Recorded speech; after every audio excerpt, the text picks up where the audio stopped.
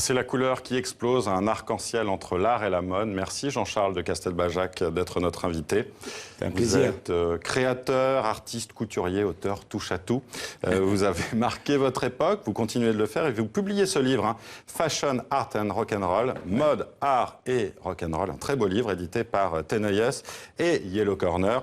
Alors c'est un livre qui retrace vos plus de 40 ans de carrière. Oui. Pourquoi le faire aujourd'hui? Est-ce que vous aviez envie de laisser un témoignage? C'est René Char qui dit « L'artiste n'a pas besoin de preuves, seules les traces font rêver ». Ça, c'est un peu les traces de mes émotions, c'est les traces de mes inspirations. J'ai voulu un livre un peu anti-mode, si je puis dire. C'est-à-dire que c'est un livre pour inspirer les jeunes générations et dire « c'est possible ». Moi, c'est vrai que ma passion, c'était cette énergie de décloisonnement, de faire qu'entre l'art, la mode, la musique, la photographie, il n'y a plus qu'une seule discipline. Donc c'est un peu l'histoire de cette quête, en quelque sorte. Et on revient sur les origines de votre passion, dans ce livre, notamment pour la mode, avec des dessins pour la marque de prêt-à-porter V2V, les Jimmy Jesus, on voit les images hein, dans votre livre. Bien sûr. Et dès ces premiers dessins, on voit en fait votre passion pour la couleur, notamment, pour les imprimer. Est-ce que vous saviez déjà, à l'époque, la mode que vous vouliez suivre ? Vous savez, quand j'étais en pension, d'abord j'étais en pension militaire, je voulais être soldat. Oui, c'est vrai, ça m'a étonné aussi de voilà, j'appartiens à une famille de longue tradition militaire, plus de 10 siècles, et j'avais une passion et un trésor, c'était les couleurs. D'abord, c'était en Normandie, il y avait souvent l'arc-en-ciel, il y avait des vitraux, il y avait des blasons, il y avait des drapeaux, et c'était ces couleurs très simples, pas des pastels Bajac, c'était vraiment des couleurs primaires, des couleurs fortes. Donc, dès que j'ai fait ce métier, merveilleux, ça a été cette empreinte forte de faire presque des vêtements étendards en quelque sorte. On peut dire que vous êtes un apôtre de la couleur, on le voit d'ailleurs en couverture de votre livre avec le bleu, le rouge, le jaune et le blanc, ce sont vos couleurs. Bien sûr. La couleur, est-ce que pour vous c'est une manifeste et si oui, quel est le message derrière ce manifeste? Vous savez, la couleur c'est un trésor universel. Lorsque j'ai habillé le pape en 97 pour les Journées mondiales de la jeunesse, vous avez choqué d'ailleurs certains avec oui, parce que j'avais utilisé l'arc-en-ciel, donc il y avait une forte connotation aussi historique, politique. Et le pape m'avait dit il n'y a pas de copyright sur l'arc-en-ciel. Et il m'avait dit que j'avais utilisé la couleur comme ciment de la paix ou comme ciment de l'espoir. Donc la couleur, c'est quelque chose que nous partageons tous, qui va de l'Afrique du Sud à la France, et qui est surtout quelque chose de profondément vers le futur, vers l'espoir. Donc c'est très important. Quelle raison la couleur amène vers le futur et vers l'espoir selon vous? Vous savez, dans certains pays, déjà, il n'y a pas de mode, des pays d'obscurantisme, et il n'y a pas de couleur. La couleur est prohibée. Donc la couleur a quelque chose de régénérant, elle a quelque chose de volontaire, elle a quelque chose de téméraire. Voilà. Est-ce que justement, dans les années 90, début des années 2000, quand la mode était plutôt au gris, au neutre, est-ce que vous avez été malheureux? Je pense à, par exemple, à Helmut Lang ou à Prada. Ah oui, il y a eu cette période. Oui, mais vous savez, quand vous avez une conviction, quand vous avez un engagement, quand vous avez une passion, vous ne pouvez pas faire semblant. Je comprends. J'ai toujours beaucoup de mal avec les tendances, par exemple, de voir que les choses deviennent une tendance 1930, une tendance cow-boy. Non, pour moi, il y a le style. Et le style, c'est comment participer à la révélation de la personne que vous habillez. Donc c'est ça l'essentiel. Est-ce que parfois, justement, vous n'avez plus été tendance, vous? Moi, je suis devenu très tendance ces derniers temps, après avoir été complètement marginal, avoir été différent, avoir été dans une forme d'underground. Mais ce qui m'a toujours plu, parce que j'ai toujours aimé les choses qui n'étaient pas belles, mais qui étaient bizarres. J'ai toujours aimé tout ce qui était dans la recherche, dans l'expérimental. Et justement, vous en parliez tout à l'heure, il y a le fait de décloisonner avec oui, c'est important. D'autres. Ce livre, c'est ça. Ce livre, c'est aussi ma rencontre avec des grands artistes comme Robert Mapplethorpe, comme Duane Michaels, comme Toscani, comme Keith Haring, avec toute une communauté de pensée. Parce que moi, j'allais vers les êtres et les êtres venaient vers moi. C'est comme ça qu'on trouve nos frères choisis. Donc, dans ce livre, il y a aussi cette espèce de de lâcher prise sur des choses intimes, sur des documents que j'ai photocopiés, sur des lettres que m'ont envoyé des amis, sur des questionnaires. Je voulais un livre, en fait, qui soit comme un scrapbook. Hein. Pas que la mode, on dit toujours que la mode, oh, c'est réservé à une certaine élite. Je me souviens même qu'en 97, on avait dit, mais enfin, le beau n'est pas l'ami de Dieu. Est-ce que pour vous, la mode, c'est politique, justement? Vous qui avez commencé après mai 68, vous l'évoquez hein, d'ailleurs dans ce livre. Oui, bien sûr. Bah, la mode, elle est forcément politique. Vous savez, un jour, j'ai emmené 13 artistes avec 13 robes tableaux, dont Ben, Di Rosa et Combas à l'Élysée, voir le président Mitterrand. Une fameuse collection, oui. Fameuse collection de robes tableaux en 82, 83, 82. Et il avait fait son discours en disant que la mode était un outil fondamental de la démocratie. Donc, pour vous, justement, la mode, c'est sortir des sentiers battus, c'est choquer aussi? Être optimiste aussi avec toutes ces couleurs? Être différent, c'est choquant. Hein. Donc, c'est ce que je dis au début de mon livre. Je dédie ce livre à toute une génération en devenir et je leur dis, cultivez votre différence, cultivez votre individualisme, cultivez ce qui fait votre style. C'est très important, ça. Quel regard vous portez justement sur cette scène de la mode, cette scène artistique aujourd'hui? Vous savez, il n'y a jamais eu autant de talent qu'aujourd'hui. L'époque, elle est passionnante. Si je devais, on m'a demandé dans une interview récemment, si je devais naître dans une autre année, laquelle serait? Je dirais demain. Parce que toute la technologie, qui peut avoir des mauvais côtés, a aussi amené à révéler un monde d'artistes.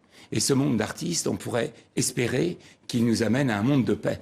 Donc, quand je vois Flavien Berger en musique, c'est absolument extraordinaire. Jonathan Fitoussi en musique, quand je vois des jeunes créateurs comme Vanda Nilon, qui est une grande créatrice contemporaine de vêtements, quand je vois des artistes plasticiens, la création est partout.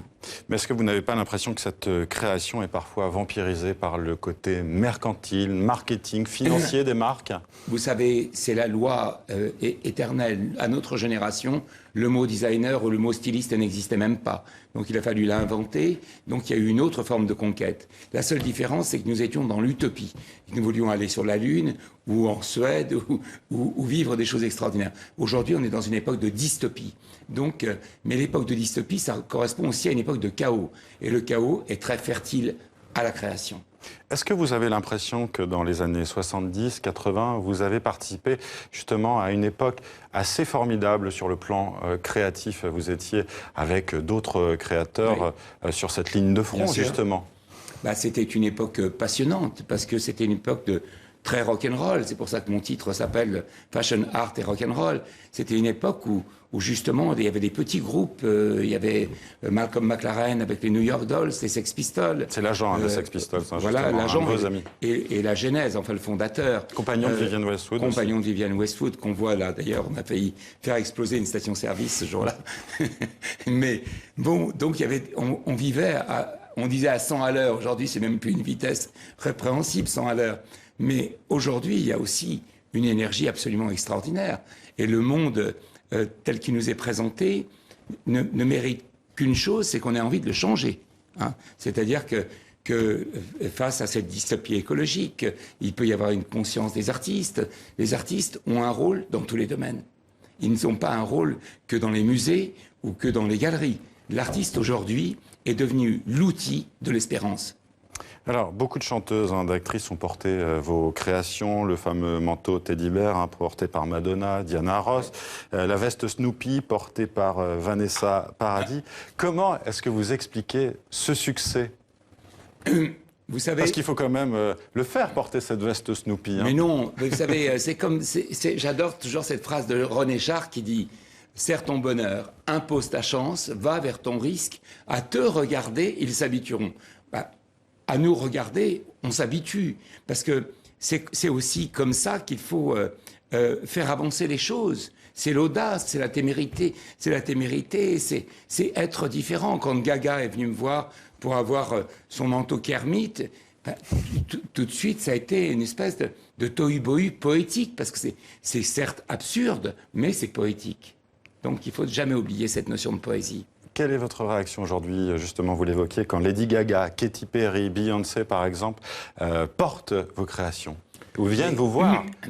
Je ne dirais pas qu'elles portent mes créations. Je dirais qu'elles les interprètent.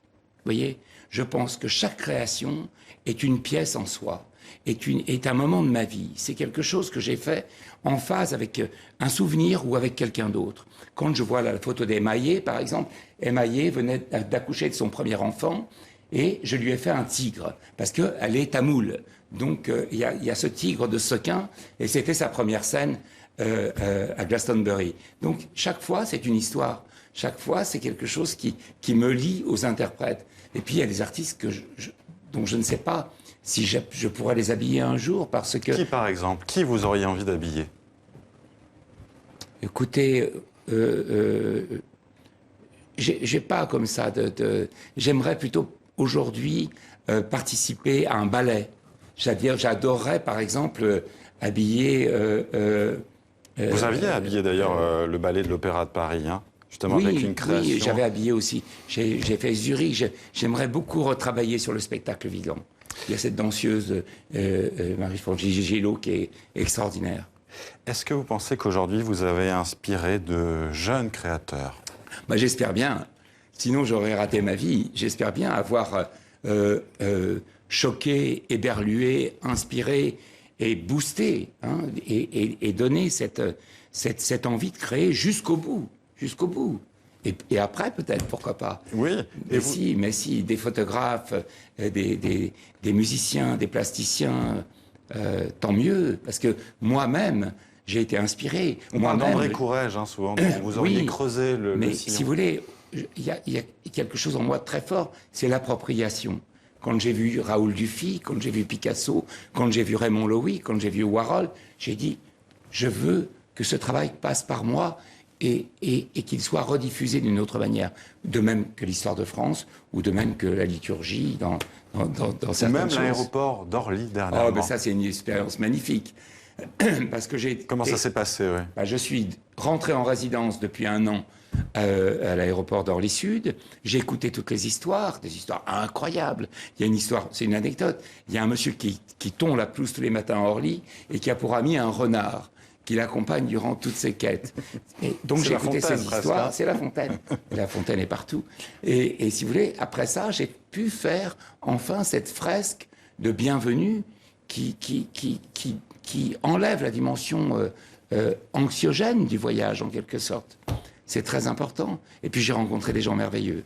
Quels sont vos prochains... Et là, j'ai fait Covent Garden à Londres. Vos prochains projets, justement. Vous êtes toujours Mon en prochain collaboration projet, avec le Coq c'est un Sportif. projet extraordinaire qui est avec un groupe qui s'appelle Line, qui est une équivalent de WhatsApp de communication sur le mobile. Et c'est des stickers. Les stickers, c'est des dessins ou des émoticônes qu'on peut télécharger. Et les miens, c'est des petits poèmes. Il y a 25 poèmes animés qui parlent d'amour, qui parlent de séparation, qui parlent de la vie, et qui vont toucher 220 millions d'abonnés. Donc, merci Jean-Charles de Castelbajac d'avoir été avec nous. Je rappelle que... Oui, allez-y. Et je serais très heureux que mon livre Fashion, Art and Rock'n'Roll soit dans les écoles, dans les universités, parce qu'il est en vente partout dans le monde. Merci d'avoir été avec nous. On a entendu votre message.